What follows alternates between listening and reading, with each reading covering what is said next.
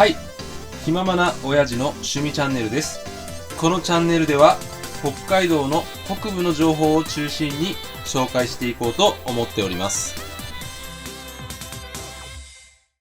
今回の動画は北海道八雲町にあります大自然に包まれた宿泊者専用の露天風呂を楽しめる温泉宿についてです。皆さん、道南にある温泉知っておりますか？道南には函館市にあります湯の川温泉など有名な温泉があります。私は過去に湯の川温泉に泊まりましたが、素晴らしい温泉だと思います。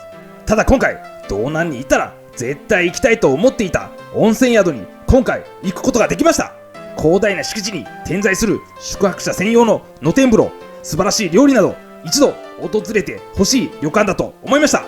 そんな北海道八雲町にあります温泉旅館銀婚湯について紹介したいと思います。 4K 映像かつ20言語の字幕を歯車マックから選択して最後までご視聴いただければ幸いです。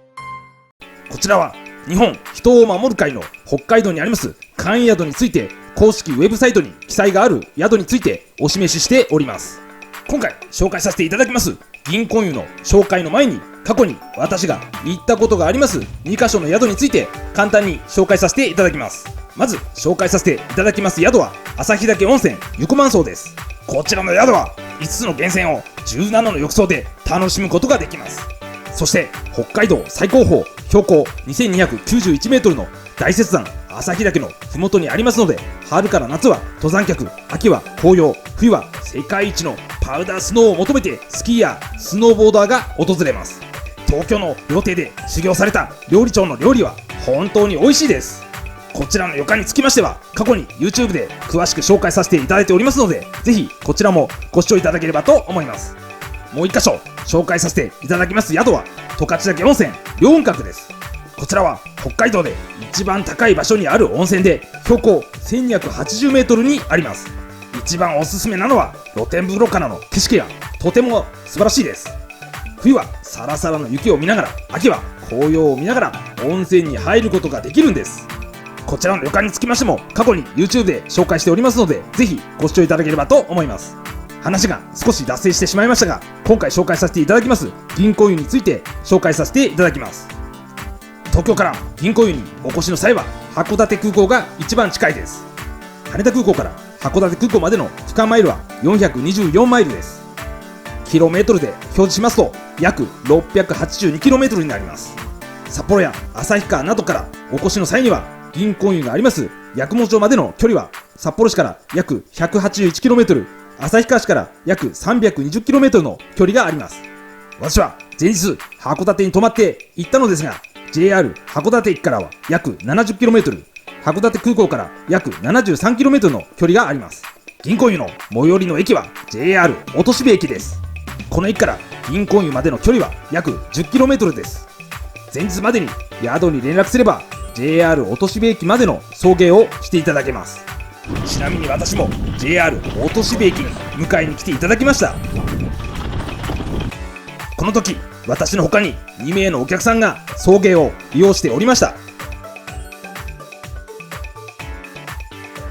送迎車に乗って15分ぐらいで温泉旅館銀婚湯に到着できました。旅館のスタッフの方が入り口へお出迎えをしてくださいました。ここで銀婚湯について紹介したいと思います。詳しい説明につきましては右上に公式ウェブサイトの QR コードを載せておりますので、そちらから見ていただければと思います。銀婚湯は北海道八雲町の音標川に流出している温泉です。数百年前から先住民族のアイヌ人々が療養などのために入浴していたそうです。その後1925年5月10日、大正天皇の銀婚式の日に熱湯の大量湧出に成功したことから旅館の名前を銀婚湯と命名されたそうです。こちらの温泉は敷地内から湧出する5本の源泉があります。湯船は建物内にある大浴場だけでなく、広大な敷地内に点在している宿泊者専用の開放感あふれる露天風呂など、温泉好きには最高の旅館だと思います。宿泊料金について紹介します。この動画を作成しております2024年6月現在の1泊2食付きの料金は記載通りなんですが、特別新館の部屋は2名以上でないと宿泊ができません。また休館は部屋にトイレがないです。予約方法については間違いがある可能性がありますので、参考程度に聞いていただきたいのですが、私が調べた限りでは、旅館に直接電話やファックス、予約サイトですと、日本人を守る会のウェブサイト、じゃらん、トリップドットコムなどです。また、外国人などは Facebook のメッセンジャー機能を利用して予約している方もいるそうです。こちらの旅館の Facebook は右上にあります銀行湯の公式ウェブサイトから見つけることができます。建物の中に入ったらすぐフロントがありまして、お土産などが買える売店もありました。それ以外にこの旅館には談話室や自動販売機、電話ボックスもありました。それでは私が宿泊しました休館の部屋に行ってみたいと思います。休館には洗面所がありませんので、こちらを利用します。休館の部屋の様子です。そんなに広い部屋ではありませんでしたが、1、2名であれば十分の広さだと思いました。窓からの景色ですが、自然を感じられました。テーブルの上には銀行湯せんべいが置いてありました。またアメニティは浴衣やタオル、歯ブラシなど一通りありました。部屋で Wi-Fi を使用することができました。建物内にある温泉について紹介したいと思います。こちらの温泉は日帰り入浴も12時から16時まで利用することができます。宿泊者であればこちらにお示ししております全ての浴槽に入ることができます。まず紹介させていただくのが渓流の湯です。脱衣所にはドライヤーが置いてありました。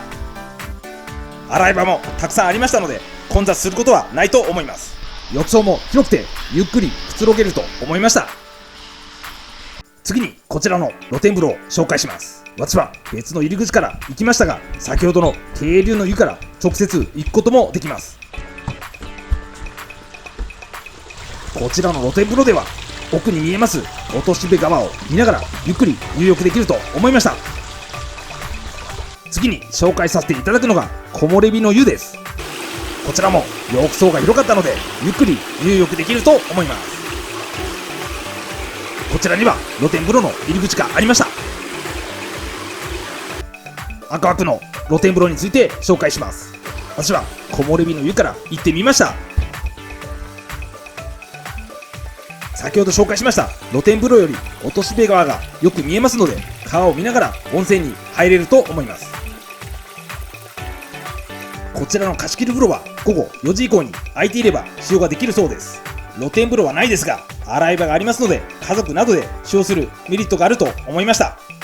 ここから宿泊者のみ入浴ができます貸し切り露天風呂について紹介します。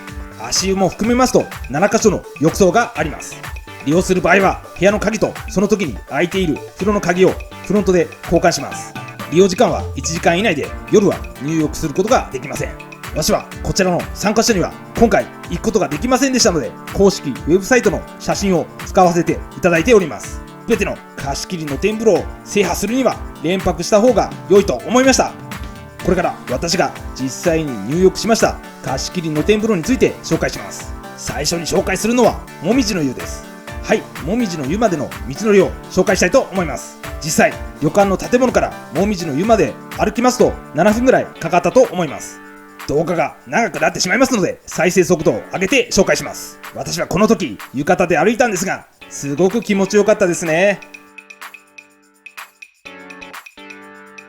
右に見えます並木道の奥に私が今回行けませんでしたが桂の湯と杉の湯があります。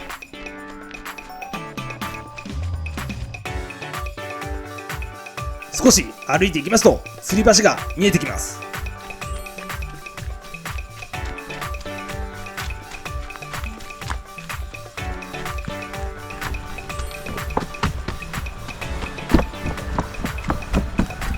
私は落とし部川を眺めながら吊り橋を渡りました。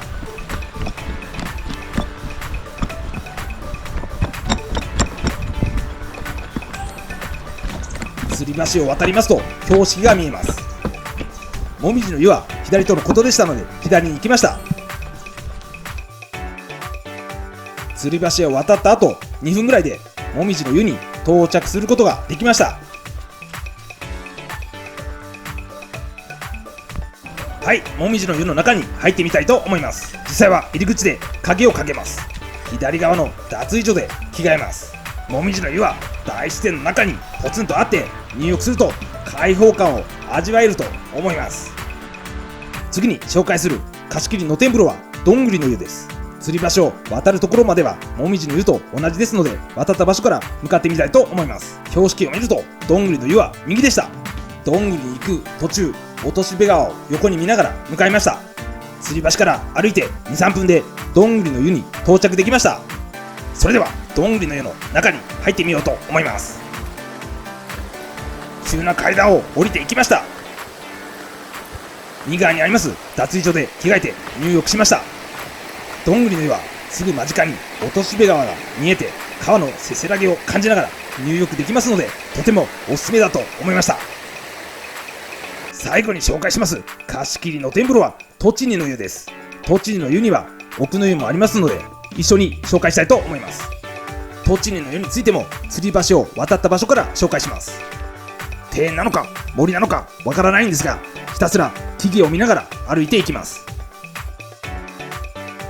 樹齢何年なんでしょうかね。大きな木の横も通りました。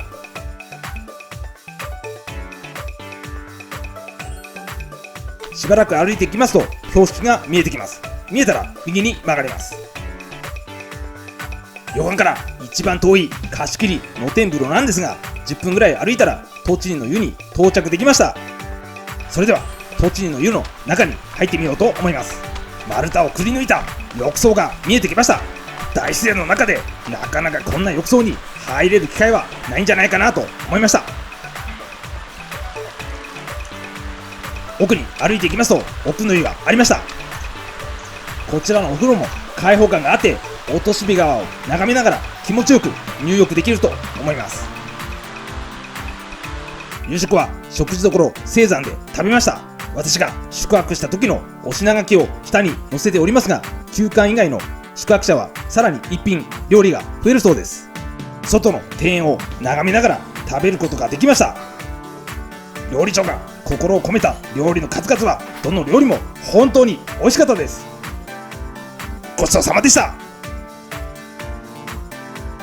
朝食についても夕食会場と同じ場所で食べました。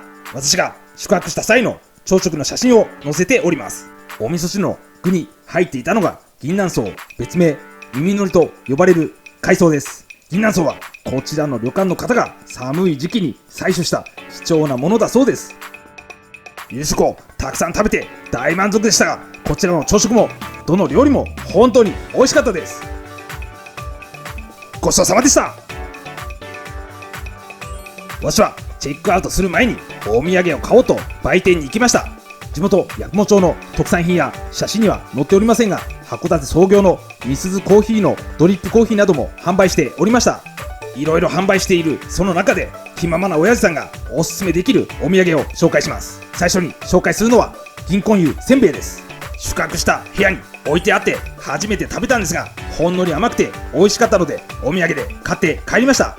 もう一つのおすすめは朝食のお味噌汁の具に入っておりました銀杏草です。本当に非常に貴重な海藻ですので、ぜひ買って食べてほしいと思います。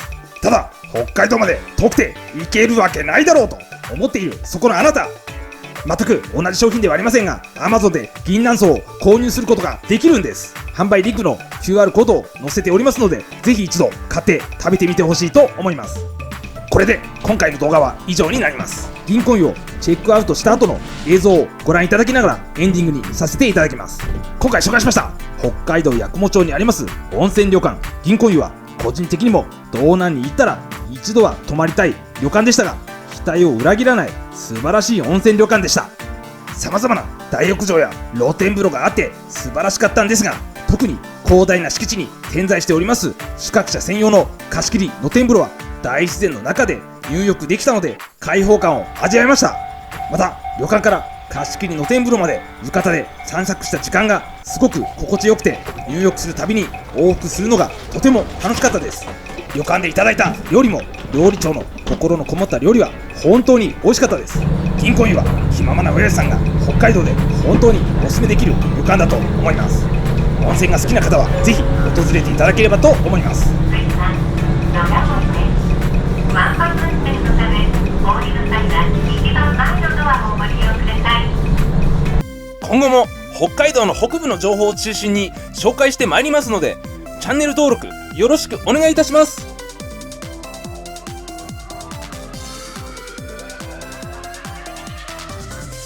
おじさん、今度いつ泊まれるかな。